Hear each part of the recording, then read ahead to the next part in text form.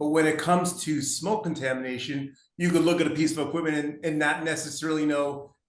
what is the potential for corrosion to form from this smoke, because you really can't tell what are the concentrations of the sulfates and chlorides that are present, which is why TechLoss utilizes wipe sampling as part of our on-site process. From the wipe sampling standpoint, though, when our engineers are on site, we have a very specific wipe sampling method that we follow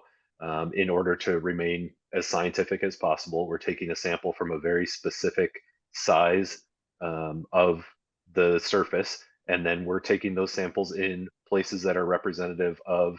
where it's going to make the most sense to understand the extent of the contamination to all the equipment, right? So some of it's going to be external surfaces, some internal surfaces, some maybe closer to a fan that draws in that smoke. And we're going to send those samples off in the appropriate manner to maintain their integrity to a lab, and the lab will provide us with those results. And then we analyze those and interpret them to understand, like Bob had mentioned, the Department of Energy standards and what is considered necessary to require decontamination to prevent long-term or short-term issues. And then in addition, for the insurance world, what actually returns something to a pre-loss condition, right? It may not have long-term effects with concerns for that, but still have to remove it from a smell or discoloration standpoint, or even just, to really purely hit that 100% pre-loss condition.